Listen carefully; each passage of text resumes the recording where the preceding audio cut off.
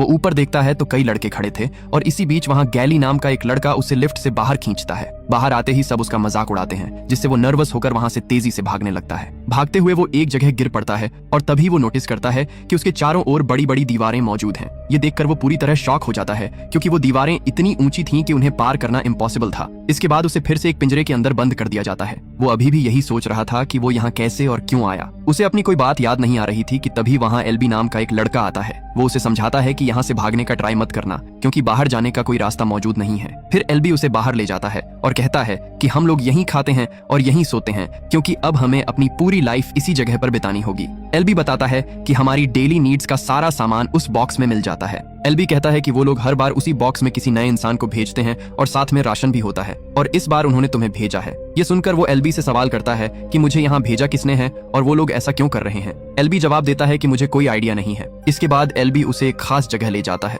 वहाँ वो बताता है कि हमारे लिए बस यही दुनिया है। हमने इस जगह से बाहर जाने के लिए काफी हार्ड वर्क किया पर फेल रहे। उसी वक्त उस लड़के का ध्यान उन दीवारों के बीच बने एक रास्ते पर पड़ता है। वो लड़का एलबी से पूछता है कि इसके बाहर क्या चीज है। तब एलबी उसे यहाँ के 3 मेन रूल्स के बारे में बताता है। पहला, अपना काम सही से करो और टाइम वेस्ट मत करो। दूसरा, यहाँ के किसी भी रनर को नुकसान मत पहुंचाना। और तीसरा, कभी भी उस दीवार के दूसरी तरफ जाने का ट्राई मत करना, वरना जान से हाथ धो बैठोगे। इसी बीच वहाँ चक नाम का एक लड़का आता है जो सब में सबसे छोटा था, तो एलबी उसे इस नए लड़के का ध्यान रखने की जिम्मेदारी देता है। चक उसे बताता है कि हम सब उसी बॉक्स के थ्रू आते हैं और फिर यहाँ फंस जाते हैं। अब यहाँ से बाहर निकलना ऑलमोस्ट इम्पॉसिबल है। तभी वो नया लड़का धीरे धीरे उस दीवार की तरफ जाने लगता है। ये देखकर चक पीछे से दौड़ता हुआ आता है और उसे दीवार के करीब जाने से रोक देता है। लेकिन वो लड़का पूछता है कि आखिर इसके अंदर ऐसी क्या चीज है कि हमें अंदर जाने की परमिशन नहीं है। चक क्लियर करता है कि तुम बस इस दीवार को बाहर से देख सकते हो, अंदर बिल्कुल मत जाना, क्योंकि अंदर जाते ही तुम्हारी मौत पक्की है। उसी वक्त वहाँ दीवार वाले रास्ते से 2 लड़के भागते हुए बाहर आते हैं। उन्हें देखकर वो लड़का चक से पूछता है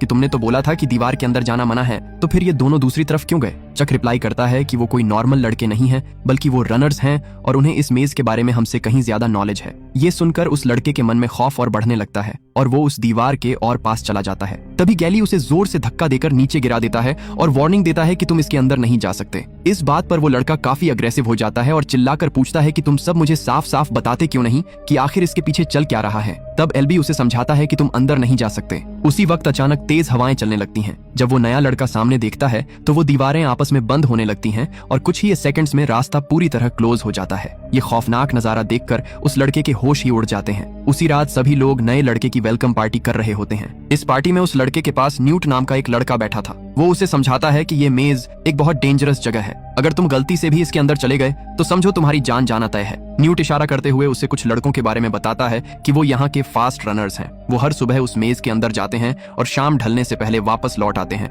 वो लोग असल में हमारे लिए बाहर निकलने का रास्ता सर्च करते हैं। वो पिछले 3 सालों से इस जगह का मैप तैयार कर रहे हैं, लेकिन अभी तक उन्हें कोई सही रास्ता नहीं मिल पाया है। इसी बीच न्यूट उसे एक आवाज सुनने को कहता है और बताता है कि ये आवाज उसी मेज की है और वो भूल भुलैया हर दिन अपना रास्ता बदल लेती है। उस मेज के अंदर बहुत सारे ग्रीवर्स नाम के खतरनाक जानवर मौजूद हैं। जो भी गलती से अंदर फंस जाता है वो क्रिएचर्स उसे जिंदा नहीं छोड़ते। ये सारी बातें सुनकर वो लड़का बुरी तरह डर जाता है। तभी वहाँ गैली आता है और उसे फाइट के लिए चैलेंज करता है, लेकिन वो लड़का गैली के सामने ज्यादा देर टिक नहीं पाता और गैली उसे जोर से जमीन पर पटक देता है, जिससे उसे अपना नाम याद आ जाता है। वो तुरंत सबको बताता है कि मुझे अपना नाम याद आ गया है, मेरा नाम थॉमस है। सभी लड़के उसका नाम पुकारकर खुशी के साथ उसका वेलकम करते हैं। रात के वक्त जब थॉमस सो रहा था तो उसे कुछ बहुत अजीब और डरावने सपने आने लगते हैं। उन सपनों में वो खुद को एक लैब में देखता है जहाँ कुछ साइंटिस्ट उसके ऊपर एक्सपेरिमेंट कर रहे थे। अगली सुबह एलबी उसे एक जगह ले जाता है। वो थॉमस के हाथ में चाकू पकड़ाता है और कहता है कि अपना नाम इस दीवार पर लिखो, क्योंकि अब तुम भी लाइफ टाइम के लिए हमारे साथ यहीं रहने वाले हो। थॉमस उस दीवार को ध्यान से देखता है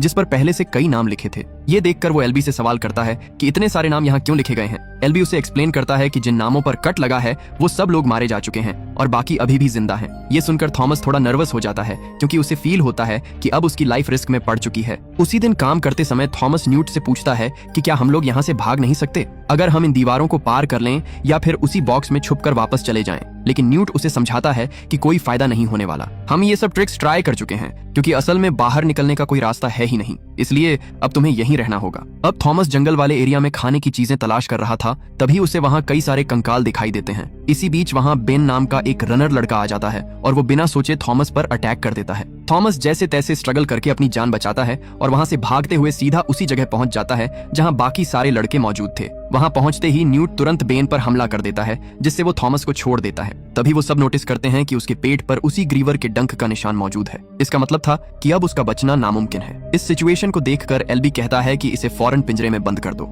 उसी दिन थॉमस एल्बी से पूछता है कि आखिर बेन को ये क्या हो गया था। एल्बी उसे बताता है कि अगर उस क्रिएचर का डंक किसी की बॉडी पर लग जाए तो वो इन्फेक्टेड हो जाता है और धीरे धीरे अपनी याददाश्त भूलने लगता है। इसके बाद शाम को सभी लड़के बेन को सजा के तौर पर उस दीवार के अंदर भेजने की तैयारी करते हैं और धीरे धीरे वो सब मिलकर बेन को दीवार के पार धकेल देते हैं। तभी वो दीवार आपस में बंद हो जाती है। इसी के साथ बेन की कहानी खत्म हो जाती है और वो अब उनके बीच नहीं रहता। ये सारा सीन देखकर थॉमस और बाकी दोस्तों को बहुत ज्यादा हर्ट होता है, क्योंकि उन्होंने अपना एक और साथी खो दिया था। इसके बाद वो उस नाम वाली दीवार पर जाकर बेन के नाम पर भी एक कट लगा देते हैं, क्योंकि अब वो इस दुनिया को छोड़ चुका था। उसी रात थॉमस को दोबारा वही सपने आने लगते हैं। सपने में उसे एक लड़की आवाज देकर बुला रही थी और वो देखता है कि कुछ साइंटिस्ट्स उसके साथ एक्सपेरिमेंट कर रहे हैं। तभी घबराहट में अचानक उसकी नींद खुल जाती है और सुबह उठकर वो देखता है कि आज उस भूल भुलैया के अंदर मिन्हो के साथ एल्बी भी जा रहा है। ये देखकर वो न्यूट से पूछता है कि एल्बी तो रनर है ही नहीं, तो फिर वो आज उस दीवार के अंदर क्यों जा रहा है। न्यूट उसे रिप्लाई करता है कि एल्बी हम सब में से सबसे ज्यादा समझदार इंसान है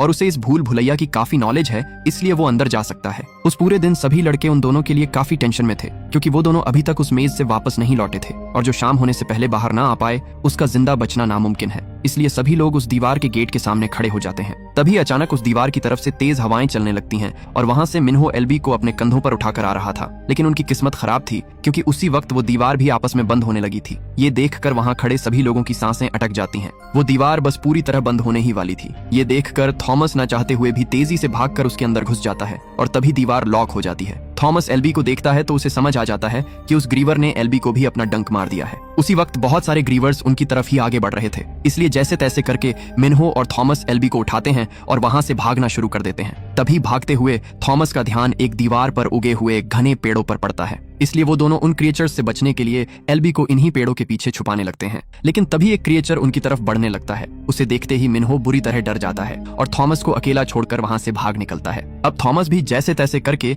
एक जगह पर खुद को छुपा लेता है और वो नोटिस करता है कि वो क्रिएचर असली जानवर नहीं है, बल्कि वो एक रोबोटिक ग्रीवर है। उस ग्रीवर के थोड़ा आगे जाते ही थॉमस एल्बी को पेड़ों की मदद से ऊपर टांग देता है। लेकिन थॉमस को आइडिया नहीं था कि वो क्रिएचर उसी के पीछे है और अगले ही पल वो क्रिएचर थॉमस पर अटैक कर देता है। थॉमस फुर्ती दिखाते हुए अपनी जान बचाता है और वहां से सरपट भागने लगता है। भागते भागते वो एक जगह पहुंच जाता है जहां वो क्रिएचर भी थॉमस के एकदम करीब आ चुका था। थॉमस के पास कोई और ऑप्शन नहीं था, इसलिए वो उन पौधों के बीच छलांग लगा देता है। इससे वो भारी भरकम क्रिएचर पौधों में फंस जाता है और थॉमस को बच निकलने का चांस मिल जाता है। इसी भाग दौड़ में उसे मिन्हो दोबारा मिल जाता है और वो दोनों वहां से भागने लगते हैं। भागते हुए थॉमस का ध्यान सामने से बंद हो रही दीवारों पर पड़ता है और वो तुरंत उस क्रिएचर को चिल्लाकर आवाज देता है, जिससे वो क्रिएचर उसके पीछे पड़ जाता है। वो दीवारें स्पीड में बंद हो रही थीं और थॉमस भी अपनी पूरी ताकत लगाकर भाग रहा था। थॉमस तो निकल जाता है, लेकिन वो क्रिएचर उन दीवारों के बीच फंस जाता है और वहीं मारा जाता है। इस तरह थॉमस बाहर आ जाता है। अगले दिन सभी लड़के उनका वेट करते हुए उनके लौटने की उम्मीद छोड़ चुके थे, लेकिन तभी वहां थॉमस, मिन्हो और